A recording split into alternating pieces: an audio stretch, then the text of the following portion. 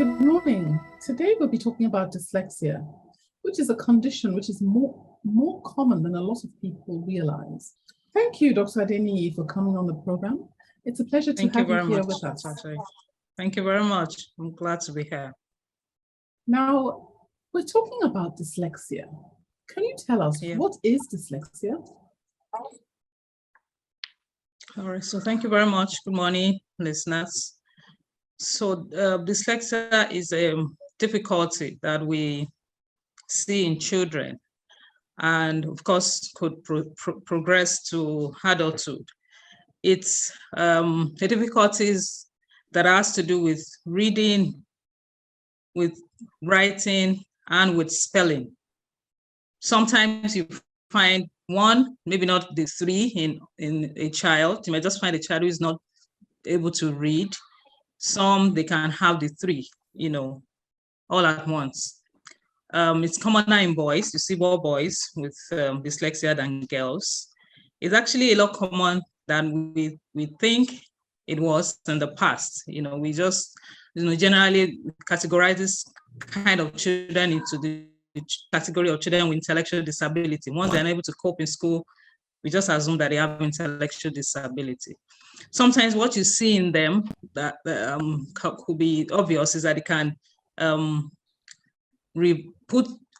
interchange some letters like D and B. So instead of saying D, where they're supposed to say D, they can say B, and then it could be as simple as not being able to copy from the board. After you've excluded the fact that maybe they're not seeing or they can't hear, if you've done all of that and you're sure that those are not the problems, they're just not able to copy from the board or from into their own book. So that's basically what dyslexia is. So now dyslexia, how does one pick it up? So for example, you have a child, how will a mother or a grandmother who's listening now be able to detect that their relative or their child has this problem? All right, so basically, most children are picked up in school, when they're, about going into the nursery classes or early primary classes, when they're supposed to be able to read, certain things, and they're not able to, because like I said, generally, children with dyslexia might start to grow up with no obvious difficulties, as a baby. Everything seems to be fine. The developmental milestones are on point, and then they're about to start school.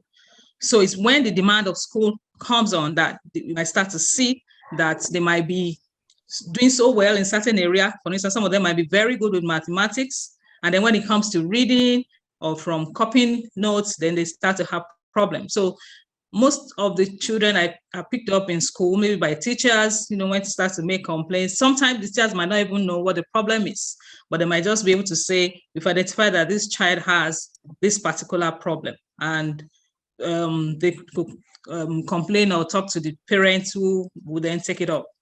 So usually it's picked up in school. Sometimes some parents are quite observant, as early as when a baby's about to start speaking, and then they notice that they are mixing up alphabets, and they could start to wonder what is going on, especially if they don't have people around them who speak that way. So that might be one way to know. But mostly children with dyslexia are picked up in school because of the performance. So what kind of interventions are available for our children here in Nigeria?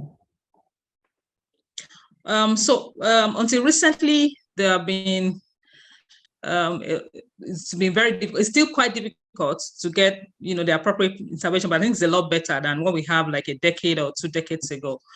And so the first place to start intervention is to have an assessment, a proper assessment. Sometimes, remember I said that sometimes children have intellectual disability that might look like this is dyslexia. So we need to be sure that this is really dyslexia. And there are a couple of things that we could do. We could have the interview. We could use some structured instruments, like some tools that have been designed to ask certain questions that might then say, oh, we think that this child has, and then you ask questions from the parent, from the teacher. So the assessment is very important before we can categorize a child to be having dyslexia. But I think that after a child has gotten an assessment, it's important to then start to explore what is available within the environment of the child. Because we know what the ideal things are. There is a whole lot that needs to be done, but we know in our setting, we are very limited in resources. So we need to explore what are the things that are available to help this child. Children with dyslexia, most children with dyslexia do not have any problem with their IQ. So they have like normal IQ for their age. So what we need them to work on is how to get them to be able to understand and function well in terms of academics. So usually we encourage that it gets what is known as individualized kind of education, things that will help them to be able to function despite all the difficulties that they might have. So for instance, in terms of reading, mostly you work with teachers and with parents. It's very important. Teachers need to be included in whatever plan we're going to make for a child with dyslexia. So you can have planned educational program for a child with dyslexia. You might need to use some other means of getting them to read or to write, not necessarily that they have to write directly into their notes. Some might end up not being able to write, really, but it doesn't mean that they can't function or go to school or do other things that they are expected to do. You also will need to have a lot of psychological support for this kind of child, especially when they start to grow older. They notice that they're a bit different from the other children. Why is it that I'm not able to read as fluent as my friend? Why can't I just copy directly? So they need some kind of support from a lot of support, actually.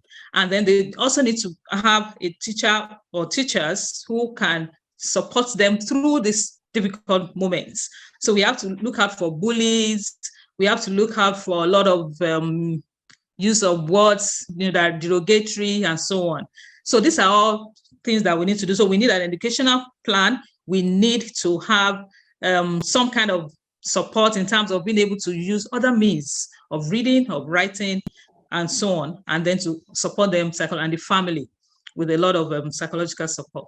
No, thank you for actually mentioning that, because you're a child psychiatrist. And you know that in our own environment, the word psychiatrist, people run away from it. People try and deny it. I know. People try and say, no, this is not in my family, which is, which is really shouldn't be, because mental health issues are health issues, just as any other kind of issue. But how do they get to you? Because what we might have is some people in denial. And how they access an important person like a child psychiatrist? And I'm sure there are not very many around. So how do they know that they should get to you so that you can help them? Because if there's a mother struggling in a school, many schools will not even acknowledge and will not want to go, as it were, that extra mile to helping her. But if you were engaged and they met you, then a lot of people, perhaps as a psychiatrist, not you specifically, child psychiatrist, would then be able to adapt and assist the mothers better. So how can they, through the problem, access someone like you? Okay, so that different means of getting to us. But I think the easiest one, which I think has been working mainly, that have reduced a lot of stigma and discrimination, is when we work with a school. So for instance, in Ibadan, we have a team of psychiatrists, psychologists who visit. We have like a school health package. So we have a base in different schools, and when they identify a child with this kind of problems, instead of them coming all the way to the hospital and then the parents will have to come from work and do all of that, we go to the schools. So we do the assessment on site in school and then offer the recommendations and intervention that we feel will be useful for the child. And this enables us to be able to work with the teachers, to be able to include the parents, and then we're doing it in an environment where they feel, we are still in school, so that makes it a bit more acceptable to them. Sometimes is reduced a lot. Sometimes they still come to the hospital with teachers because we are not able to be present all the time in school. And if a school feels this child needs to be assessed, so they can refer to us, put a call through to us. So for instance, I work in UC, so there's a long protocol of seeing before you can see a specialist. But that call would then bridge that gap instead of them going all the way to the general patients and then they are referred to the pediatricians and then they are, all over the place. When there's a call directly to us, we can arrange for the child to be seen by us, rather than going through all the other processes. But having said that, I know there's so many children who are not being seen, who are not being attended to. We know that have this problem, but we are not reaching them. And I think that's one of the purpose of programs like this, to be able to continue to talk and say, we know this thing is there. These are the things that we can do. Thank you. Thank you very much, because I think it's so important that we talk about these issues, because it's just to break those barriers and let people know that help is there, instead of letting the child just wander and become, as it were, sometimes they drop out of school. They now become miscreants. They now start taking drugs. Meanwhile, help could have been provided from them when they were younger, and that's so important for parents to know that a child that is wayward is not necessarily to be abandoned, but let's see what can be done to assist them. Now, the question that a lot of people would ask: absolutely, is there anything that can be done to prevent a child from getting dyslexia? Okay, so because it is a neurodevelopmental disorder, sometimes we don't even know why a child is having dyslexia. But there are times that we know that children who've gone through certain processes. For instance, if you have a child whose mother went through difficult delivery, difficult immediate post-delivery time, that child might have the higher risk of having dyslexia among these people. Those kind of things can be prevented. So we provide appropriate care for pregnant women, provide all this early care for neonates, and so on and so forth. But like I said, majority of children with dyslexia, you can't even trace why they have dyslexia in the first place. So there is nothing to prevent as such. What you can work towards is to prevent disability that comes with dyslexia. So you put in early intervention, early identification, early intervention, and then the disability is reduced as the child grows in age. Thank you very much. You're welcome. No, thank you, Mr. Arikpo, for coming on the program. It's a pleasure to have you with us. You have a personal journey, haven't you, with dyslexia? Can you tell us what was your personal journey and how you came about setting up the Dyslexia Foundation? Thank you, Dr. Pamela. I'm happy to be here on this program, and it's really great to see that at least the conversation about dyslexia is getting very open, transparent, and popular now. Yeah, talking about my personal journey, as most parents often do in our culture, to the glory of God, I have 3 children, and the first 2 are very smart.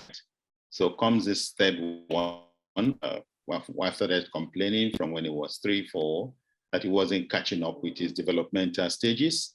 And my reaction would be, no, don't compare them. No 2 children are the same. He will catch up.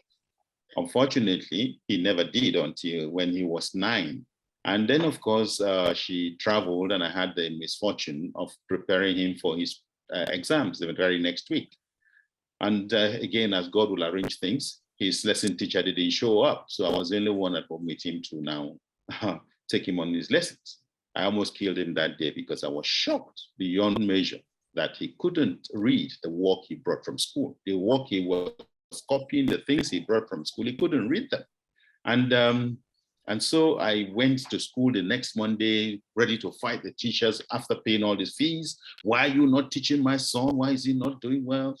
They gave me a dossier of the things he was not even able to do. Oh, he's very disruptive. He disrupts everybody in class. He is never focused. He's a slow learner. All the adjectives you could do. I mean, parents have gone through this. Anyway, to cut the long story short. So I started taking over from my wife and looking for a solution for him. And for 2 years, I was going from one supposedly therapy to the next until I was frustrated. He too was frustrated. We even brought facilitators to school to help him. And he asked me one day, Dad, exactly what do you think this is going to do? They're teaching me the same thing I couldn't understand in class. They're bringing me outside and telling me the same thing. What difference is it going to make? So I knew that the game was up. So I stopped. And of course, that year, to the glory of God, we had to go on a vacation to the US, and I came across a program called the Brain Training Program, where I actually, for the first time, was told that my son had dyslexia. That was the first time I heard the word dyslexia, despite being a trained applied psychologist. So they did an assessment, which we still do. They said, oh, he had dyslexia, he had attention deficit disorder with hyperactivity, his cognitive skills at the age of a 5-year-old, even though he was 9 years old. And then, of course, he was heavily distracted. So those conditions made him unable to read, unable to write, and not performing at his grade level. What are we supposed to do? We have to train his brain. Brain training, so the brain can be trained. That was where I found the cognitive skill enhancement program. Cut the long story short again, we went through the franchising process, got the license, came to Nigeria, went to train myself, my wife, and put him on the training. And after 6 months, I didn't see any result for 5 months. On the 6th month, I saw the first result. And what was the first thing I saw? He was watching a Yoruba movie. He doesn't speak Yoruba. And I was surprised. I said, why are you doing this?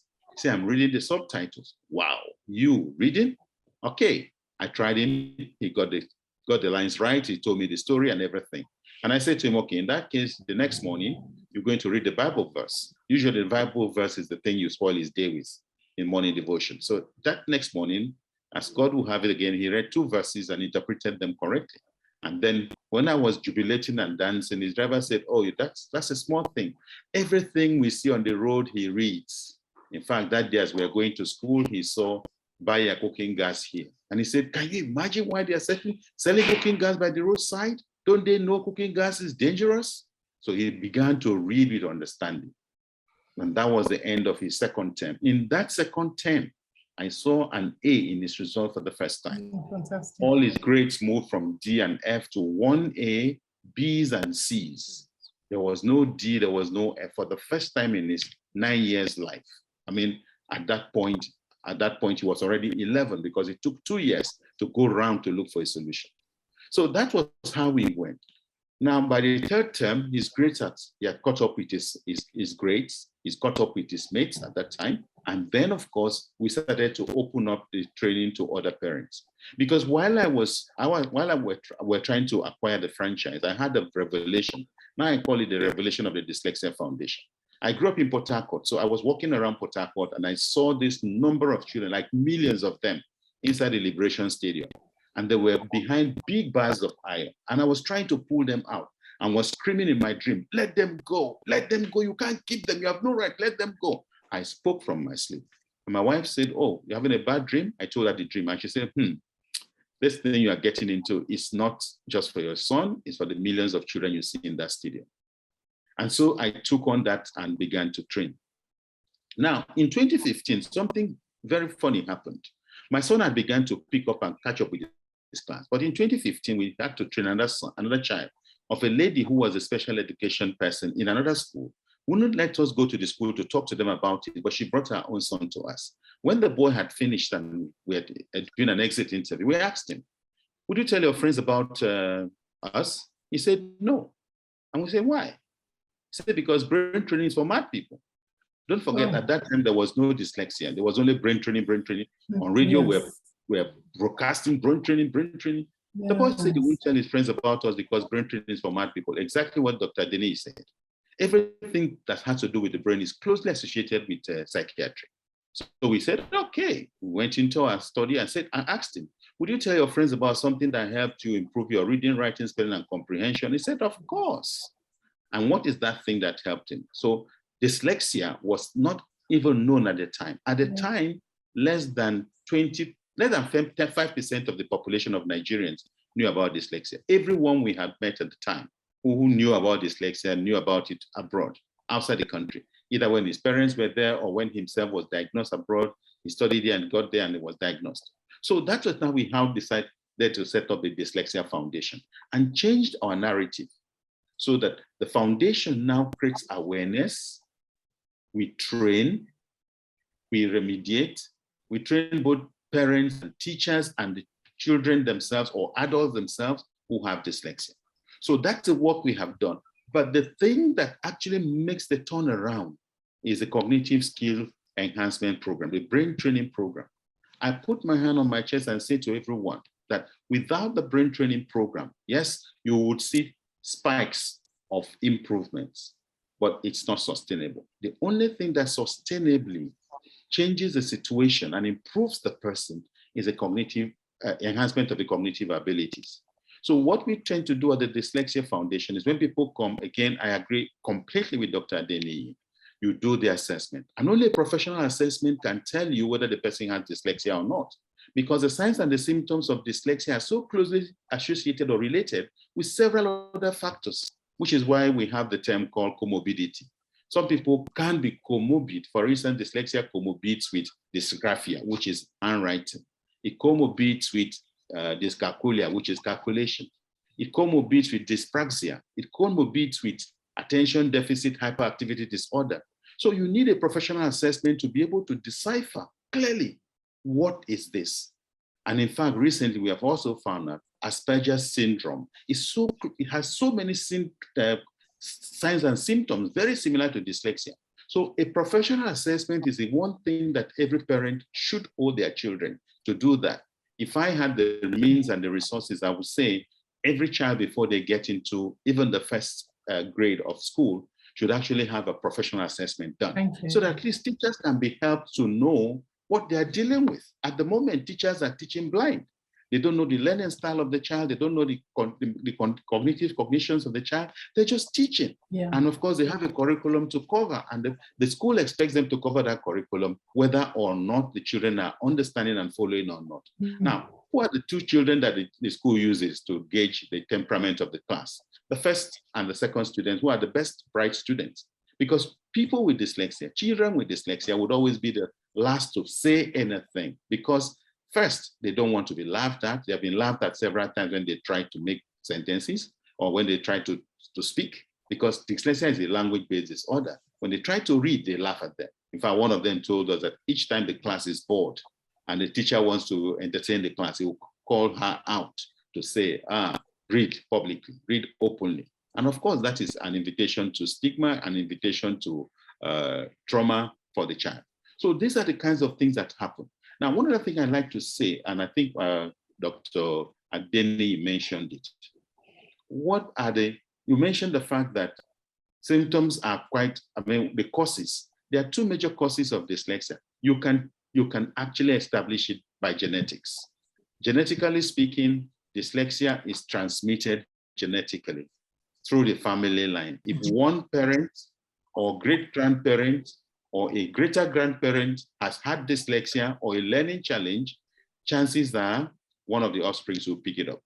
The second cause of dyslexia is traumatic brain injury, which also includes, even while the neonate is still in that state, you can have traumatic brain injury while the mother is having that birth process. As she mentioned clearly, during delayed labor, what happens? There's aphasia, the deprivation of oxygen to the brain, which can result in a traumatic brain injury and result in that learning challenge actually showing up from that time. When that happens, then you find that the child delays in every developmental milestone. Yes. Delays in crawling, in walking, and the rest of it. Yes. Now, unfortunately, time is fast spent, and we haven't, we actually have run out of time.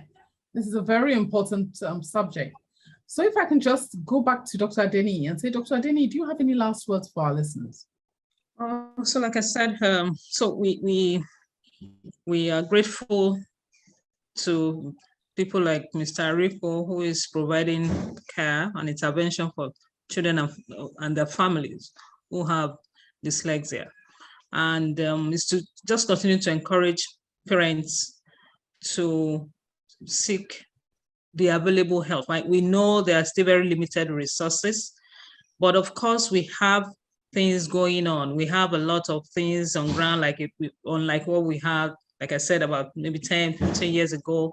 Things are getting better, and children with dyslexia can improve. I've seen them moved, tremendously from not able to read, and then they're reading and things are going on well. So the odds are so many, not to do anything and result in so many things: school dropouts, depression, use of psychoactive substances, so many other things can come up. So just to encourage parents, family members, friends who know a child with dyslexia to please explore more than you have done. There are available help around us right now. Thank you so much for coming on the program. Thank you, Ms. Arikpo, for sharing. Thank you. We appreciate it. Thank you very much. Thank you. Stephanie? So we were talking about the children and saying, should they be put into special schools or should they be kept in mainstream schools, children with dyslexia? What's your advice? Do you want me to? Okay, I can start with that. Really, dyslexic children learn best in mainstream schools. The challenge is that teachers need to be prepared for that mainstreaming. It's not enough to put children in a classroom with 25, 30 students, of which 1 in 3, 1 in 6 has dyslexia and will be struggling. So mainstream would be that the teachers are themselves prepared to know that the yardstick for moving to the next section of the lecture is actually the struggling student, so to speak, or the one who is not expressive. Now, what we have tried to do at the foundation is that we're trying to set up in every school a learning support center that would be inclusive for every child in the school, not just focused on, I think for so long we have focused on the struggling child to the extent that we have stigmatized them. They are even afraid to go to learning support. So now what we're trying to do is that everyone benefits in the school. The struggling child is trained, the average child is also trained, and the exceptional child is trained. They're going to be trained with the same curriculum, because even if the child is bright, remember I've said that cognitive abilities are the thing that is keeping them down. So improving their cognitive abilities, everyone's cognitive abilities can be improved. And so in a school where there are, say, 30 children in a class, if everyone, assuming that 10% are exceptional, 20% or 35% are average, and the rest are struggling, then they will be exposed to the same kind of cognitive improvement, so that even the bright students are brighter. There are parents whose goal is to get their children into Ivy League universities, to get them into Oxford, Cambridge, and the rest of them. Yeah, these ones can actually be helped to achieve that. Then the average students can be made to become exceptional. And then those who are struggling. So when they see everybody is actually benefiting from this, then the stigma is reduced, the acceptability is greater. And that's why we are using that approach, because we've seen that so far, even the child who told us about not telling people about his dyslexia experience was because he said his friends will laugh at him that he went to a psychiatric treatment, because brain training is for mad people. But if he was in a school where everyone in the school is taking these exercises, doing these brain exercises, then of course it won't be so. And that's one of the things we're trying to get across. And that's what you called what? Leave no one behind? Is that what you called it? No one left behind. No one left behind. Yes, no one actually. Yeah, no one is left behind. So Dr. Adeniyi, what do you think? No one left behind. You subscribe to that? Absolutely. Absolutely. Especially when we're starting very early, the first 5 years of life is very key. And what that means is that we need to focus on our preschools and our nursery classes and bring in all this. The teachers will need to be well trained. They need to understand what they need to do. It's not like Ms. Arikpo says, it's not just enough that, oh, my child is in a mainstream school. What is this child getting? What support is available? What is the understanding of the teachers about what to do? So I think it's very important to continue with this campaign and with the awareness, and to provide as much training as we can provide for the teachers as much as possible, especially the ones that are teaching the early years. It's very, very important. Thank you so much. Yes. Thank you both of you for being here. Thank you for watching. Please like, share, and subscribe for new video updates.